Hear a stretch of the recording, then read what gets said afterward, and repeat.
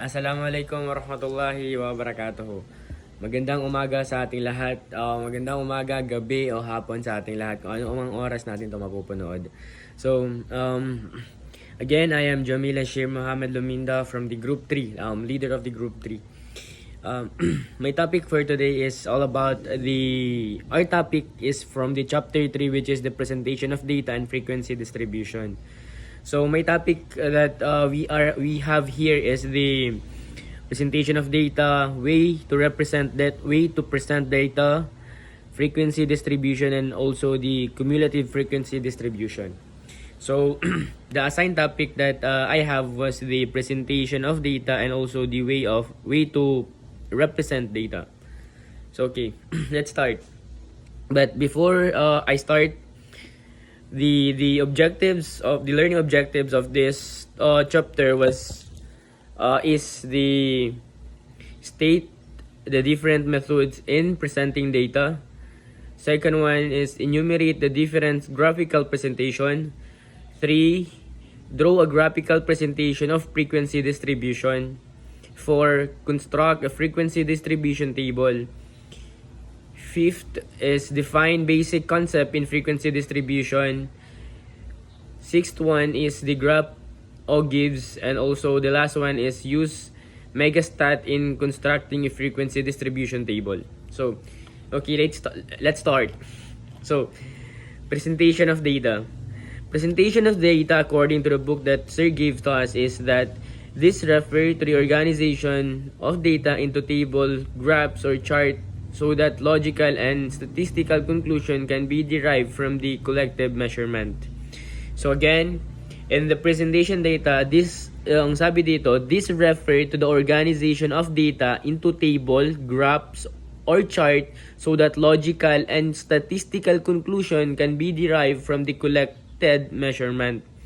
So, for instance, in a logical or statistical conclusion, paano ba ito binibigay o ginagawa? So, ang sabi dito, into a data that is tabled, graph, or chart. So, alam naman natin kung ano ang tables. Like, we have tables on each data. Table ang gamit natin. So, pwede rin graph again and also a chart. So, that is a way of having a presentation of data. Like for instance, kukunin natin yung example lang to Example, magbibigay tayo kukunin sa insurance fee. Sa insurance natin, meron kaming ginagawa in a context of Cotabato State University Student Council, meron kaming ginagawa sa insurance na kinukuha namin ang data ng mga student dito so that they have also the name at the end of the day, at the end of the semester in an insurance fee. So that's it. Isa yun sa mga meron tayo in a presentation of data. So then that's it. If may question kayo, just ask me personally. So the 3 methods of presenting data. We have 3 here which is the textual, tabular, and graphical. So the first one, let's move to the first one, which is the textual presentation. So the textual presentation here is the data gathered are presented in paragraph form. So ang sabi naman dito, ang data naman na kinukuha natin, pwede rin siyang presented in a paragraph form, in a textual presentation. Textual ba? Pwede natin siyang gawin through a paragraph form. Hindi lang puro graphs, puro tables, puro chart. Pwede natin siyang gawin into a paragraph form din ang presenting data in a textual presentation. So data are written and read. Again, data are written and read. So explainable, masyado na siyang given kung ano yung ibig sabihin nito, which is pwede siyang isulat and dapat mabasa rin siya. So in number 3 here in the textual presentation is it is a combination of text and figures. Again, this is a combination of text and figures. So may text na tayo, may figures na tayo. Like for example, in a statistical form, meron tayong formula. For instance lang, kung meron tayong formula, meron tayong mga figures doon na kinukuha, na which is yun ang ginagamit natin. Okay? So next method here is the tabular presentation. Here, basahin ko na siya lahat for you guys. Siyempre mahalaga kayo sa akin eh. Data collected are presented in the form of rows and columns. So, medyo alam na natin to kasi may rows na siya, may label siya, may column siya. That's it. That is the basic explain to it. So, data presented can be easily understood and easily be used for comparison and facilitate analysis of relationship between and among the variable presented. So again, dapat clear and madali lang natin maintindihan yung mga data na pinipresent natin through tabular presentation, nang madali lang natin siya ma-compare and also ma-facilitate to analyze all of those things between or among the variable presentation. So yun siya. So the third one is this: tabulation is a process of condensing classified data and arranging them in a table. So okay, ang sabi naman dito, ang tabulation daw is a process of condensing and classified data and arranging them into a table. Diba? Condensing classified data. So hinahanap natin yung pinaka pwede natin kunin to arrange them basically for the easily for us to understand it. So that is one of the tabular presentation. The next one is classification is the process of putting together similar item from the mass of data collected based in such characteristics such as occupation, sex, height, income, weight, nationality, IQ, length, service, and so on. So, ang huli naman dito is yung process natin ng putting together in similar item form, mass data collected, yung lahat-lahat, yung basic na meron ang isang tao. Like, yun nga, meron dito, characteristic na pwede natin kunin, which ano yung trabaho niya, ano yung gender niya, anong tangkad niya, anong trabaho or ilan ang income niya, ilan ang bigat niya, ano siya, or anong nationality ang meron siya, anong IQ, ilang IQ ang meron siya, length of service na meron na siya, experience sa pagtatrabaho, and lahat-lahat, so on. So, the next one here is the major part of statistical table. So, the major part of statistical table, I'll be, ito siya guys, yan siya, yan sa baba, yan, baba, yan siya. So, ang sabi dyan, table heading consists of table number, tabs, classification of categories are found at the left side and of the body of the table, back's head on the top of column. It identifies what are contained in the column and conclude the back's head or the table head or master caption and all columns caption. Number 4 is the body, the main part of the table. This contains the substance or the figure on one's data. So, kita nyo naman yung nasa table, guys, na meron siyang back's head. Ayan, meron siyang back's head, which is yung nasa labas. So, sa pinakataas natin, dapat meron tayong table numbers as well as the title. Yun yung table heading natin. So, meron tayong stub head, row caption, and so on. Total, yan. Column caption, master caption. Oh, yan. Yung master caption and we have the column caption. And yan yung footnote natin sa baba and source of data. And also, of course, the body yung may sakon ng column caption, yan yung body dapat natin na meron tayo. So, the other one is i-explain na lang ng mga kasama ko for you to understand easily. So, that would be all. Next topic tayo, guys. Thank you.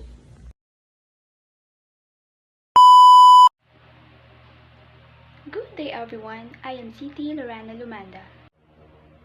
And today, our topic is all about frequency distribution. Ano nga ba ito? So as you can see in the meaning, frequency distribution is the tabular arrangement of the gathered data by categories plus their corresponding frequencies and class marks midpoints. So para mas lalo nyong maintindihan, ang frequency distribution ay isang talahanayan na nag-aayos ng mga datos sa mga kategorya o class interval na ipinapakita kung gaano kadalas lumalabas ang bawat kategorya ang frequency nito. Kasama rin dito ang mga class marks o midpoints na kumakatawan sa gitnang halaga ng bawat interval. So next is definition of terms. So first is range or R. So the difference between the highest score and the lowest score. So dito, ang range ay ang pagkakaiba ng pinakamataas at pinakamababang halaga sa isang dataset. Number 2 is class interval or CL. So a grouping or category defined by a lower limit and an upper limit class. So dito naman is ang class interval ay isang grupo ng mga halaga na may tinutukoy na mababang at mataas na hangganan. So third is class boundaries or CB. So the true limit which is situated between the upper limit of the interval and the lower limit of the next interval, class boundaries. So ang class boundaries ay ang tunay na hangganan ng isang class interval na bahagyang lumalagpas sa mga limitasyon para sa tuloy-tuloy na datos. Number 4 is class mark or X. So the class mark is the middle value or midpoint of a class interval. So it is obtained by getting the average of the lower class limit and the upper class limit. So example, 51 to 55 is the 51 plus 55 divided by 2 equal 53. So, ang class mark ay ang gitnang halaga ng isang class interval na nakuha sa pamamagitan ng pag-a-average ng mababa at mataas na limitasyon. So, number 5 is class size or I. So, the class size is the difference between the upper class boundary and the lower class boundary of a class interval. So, for the class boundaries, 50.5 and 55.5, the class size is 5. It can be obtained by getting the difference between two successive lower class limits. For two successive class limits like 51 and 55 and 56 and 60. The lower class limits are 51 and 56. The class size therefore is 56 minus 51 is 5. So, ang class size ay ang pagkakaiba ng upper at lower boundaries ng isang class interval. Number 6 is relative frequency or RF. So, these are the percentage distribution in every class interval. Relative frequency ay ang porsyento ng mga datos na nasa bawat class interval. Last but not the least is class frequency. So, it refers to the number of observations belonging to a class interval or the number of items within a category. So, ang class frequency ay ang bilang ng mga obserbasyon sa isang particular na class interval.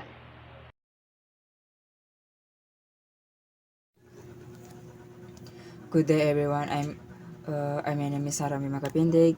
So for today, I will discuss about step in constructing a frequency distribution. So first, determine the range by getting the difference between the highest and lowest value in a set of data. Like for example, highest natin is 90 and lowest natin is 51. So, ima-minus natin siya into 90 minus 51 is equal to 39. And yun yung yun yung range natin. Number 2, determine the number of the class interval or category desired. The ideal number of class interval are somewhere between 5 and 15. So, meron tayong dito example na classic interval is number 8. So, let's proceed to number 3. Determine the approximate the size of the class interval by divided the range and class desired number of class interval. So, i-divide natin siya into yung range natin, like for example is 39 divided by 8. So, equal niya is 4.875. Write the class interval start with a lowest and high and determined by the research chosen upper limit is determined by size, the class interval minus 1. Subsequent class initial between obtaining in the same manner. Example nito which is 50 and 75. Ang lowest limit and upper limit. Ang lowest niya is 70 and ipa-plus natin siya into a class interval. 75 minus 1. Dahil kasi sinabi dito is a size of class interval minus 1. So, ima-minus natin siya into 1. So, magiging 74 siya. Yun yung upper limit niya. So, yung 74. So, let's proceed to number 5. 5. Determine the class frequency of each for each class interval by referring to the telling column. For example is meron tayong illustration box which is meron dong mga number, then hahanapin natin yung saan siya belong para doon makikita yung tally natin. Last number is compute for the class mark by adding the low limit and upper limit for the class interval, then added by sum by 2. The class mark is a representative value of the corresponding interval. So, kukompute na natin yung class interval natin para makita doon yung class mark natin. So, example is 95 plus 99 is equal to 194, then added by 2. Then 194 divided by 2, so is equal to 72. So yung 72 is yung class mark natin. So, good day, it's everyone. So, I'm Tato Escalido. Now, I will discuss the cumulative frequency distribution. So, a cumulative frequency distribution is a tabular arrangement of data by class interval whose frequency is the cumulative. So, ano ba to? Parang ito yung mga pinagsasamang frequency. Ito yung isang way upang ayusin ang data na nagpapakita ng bilang ng mga observation na mababa sa isang specifically na value. Ganun halaga ba? So, there are two kind of cumulative frequency distribution.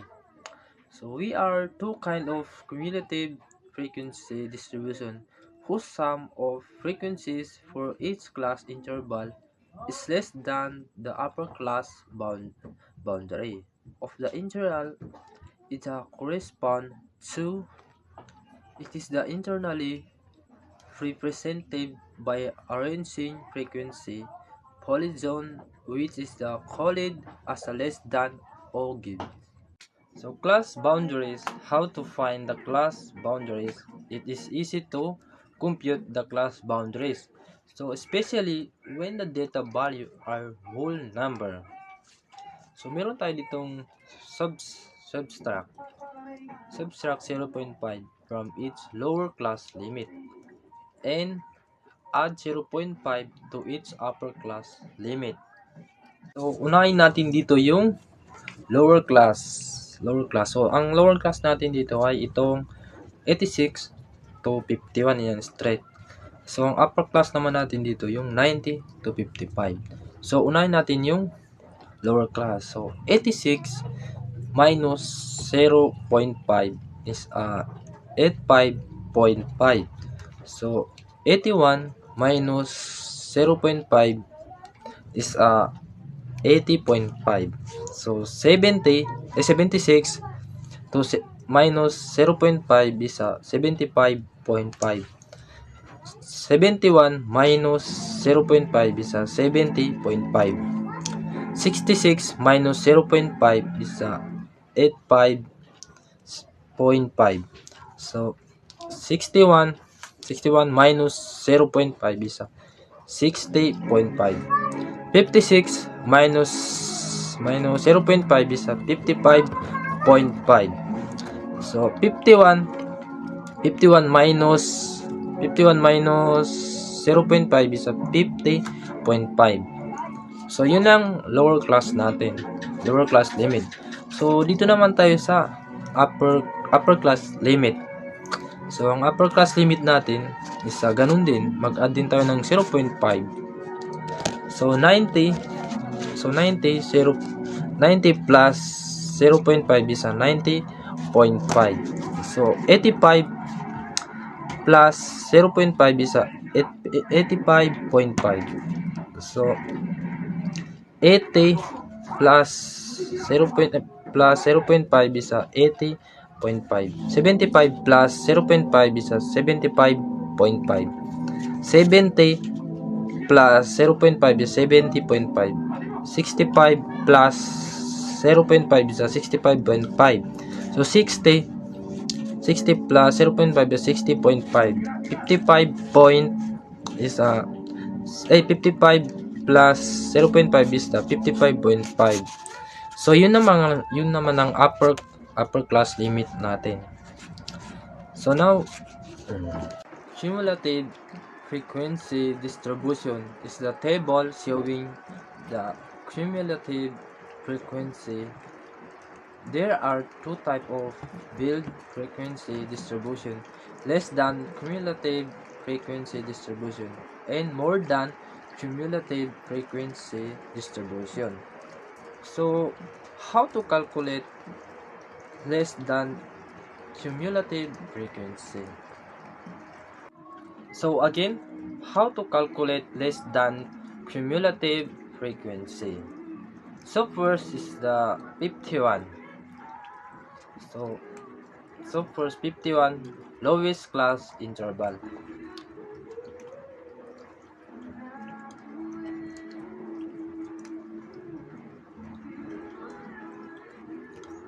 And frequency of the lowest class interval is 4. So 4 plus 3 is 7. 7 plus 4 is 11. 11 plus 10 is 21. 21 plus 9 is 30. 30 plus 7 is 37. 37 plus 5 is 42. 42 plus 8 is 50. So this means that 50 women each had a boyfriend when they were less than 90.5 years of age. So 42 women each had a boyfriend when they were less than 85.5 years of age. So 37 less than 80.5 years of age. So 30 less than 75.5 years of age. So 21 less than 21 less than 70.5 years of age. So 11 less than 65.5 years of age. So 7 less than 60.5 years of age. So the last number is 4 less than 55.5 years of age. And i-add natin and i-copy natin tong frequency. Itong frequency natin dito is 8.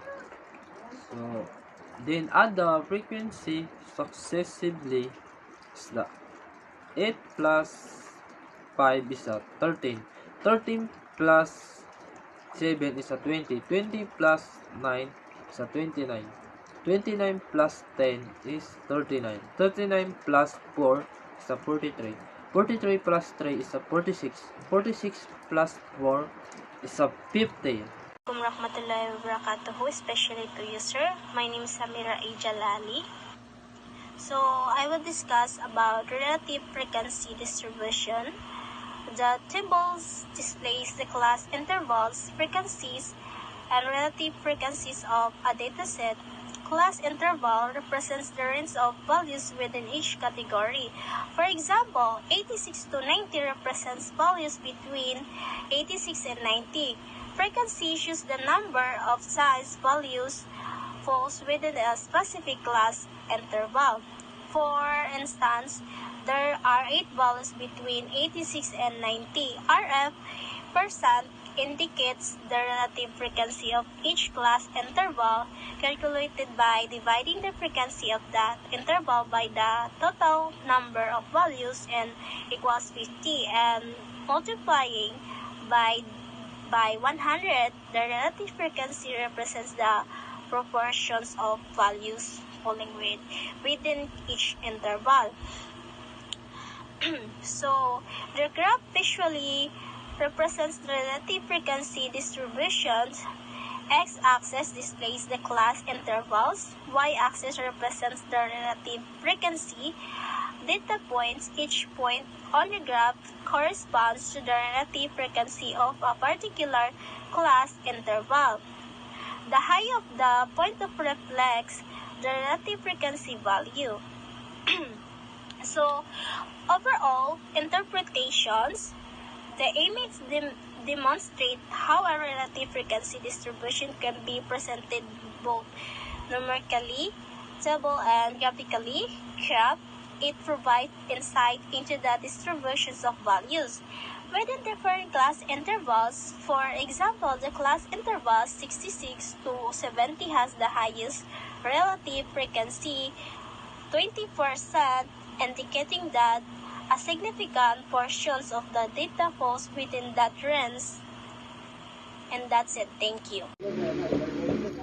Good day everyone, I'm Raida A. Martin and my topic is greater than cumulative frequency.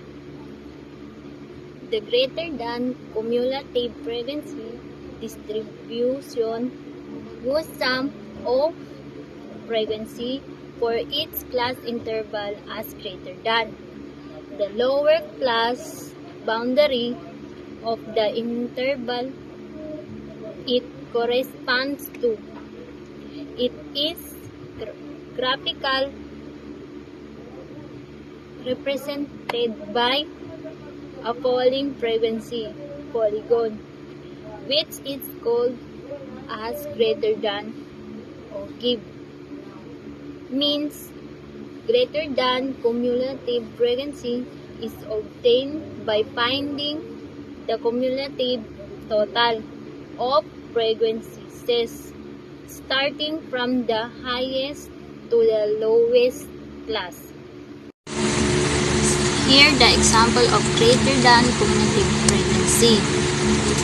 Dito is meron na tayong last interval and frequency, cumulative frequency. Dito is pag-aralan natin kung paano nakuha ang greater than cumulative frequency. Sa frequency, itong 8, copy na lang natin dito. Tapos, mag-plus na lang tayo sa 5. Halimbawa is 8 plus 5 equals 13. Tapos 13 plus 7 equals 20. Tapos 20 plus 9 equals 29.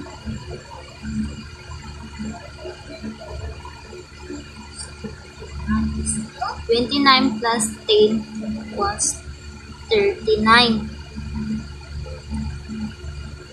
39 plus 4 was 43.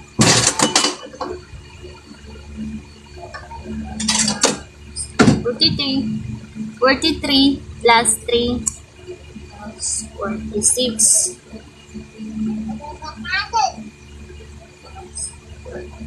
46. 46 plus 4 equals 50.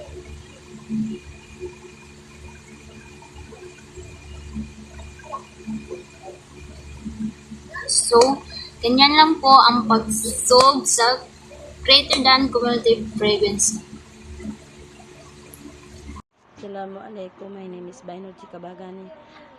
Topic natin ngayon na illustrative example, statistic test score of 50 student, construct a frequency distribution. Step 1.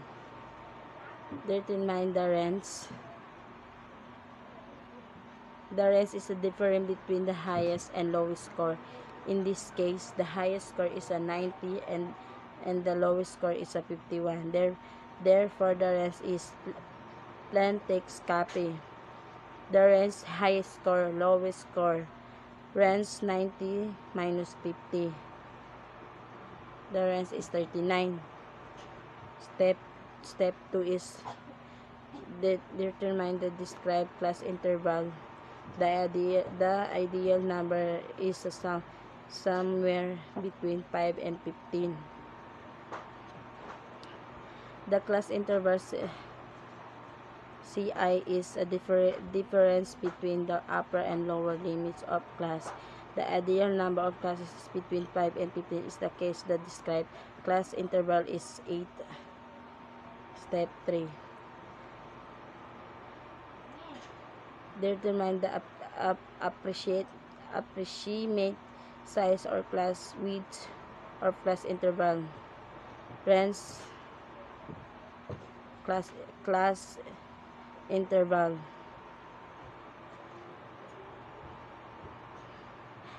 Class size. Range determined by 8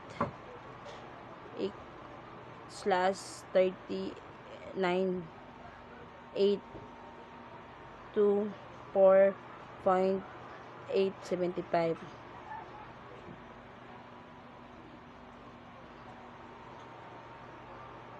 Rounding this to the nearest whole number, the class size is a 50.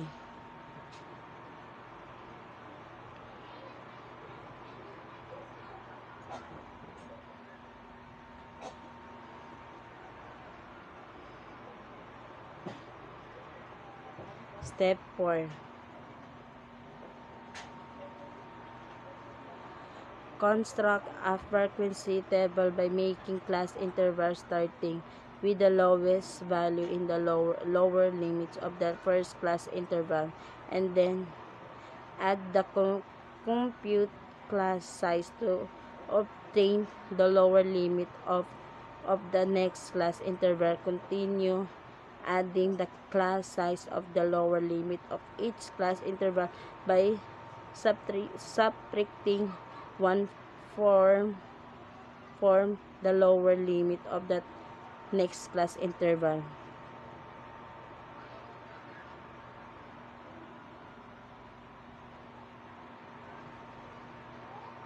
The table showed the lowest value is the lower limit of the first class interval is 51. The class size is 5. Therefore, the lower limit of the next class interval is 56 slash 51 plus 5. The lower limit of the next class interval is 61 slash 56 plus 5, and so on. So on sa step 5. Write the obtained reference form each class interval by counting the pilot form. The table show the frequency of each class interval in the column labeled frequency. The frequency of each class interval is obtained by counting the number of pilots into column labeled tally. Step 6. Determine the class mark of each class interval. The class mark is the midpoint of each class interval. It is calculated by adding the lower limit and upper limit of the class interval and dividing by 2. For example, the class mark for the first class interval 51 minus 55.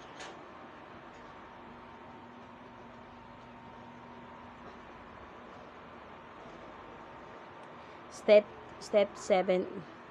Determine the class boundaries of class limit by subtracting 0.5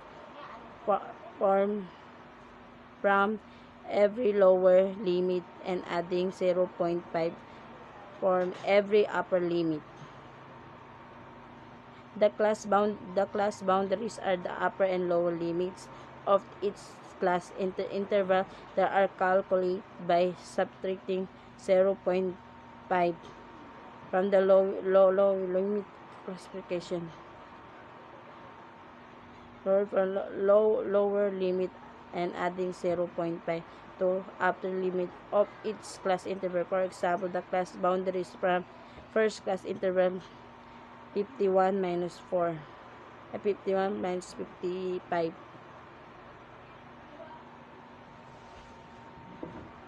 Plan text copy lower class boundary lower limits minus 0.5 lower class boundary 51 minus 0.5 lower class boundary 50.5 upper class boundary upper limit plus 0.5 upper class boundary 55 plus 0.5 upper class boundary 55.5.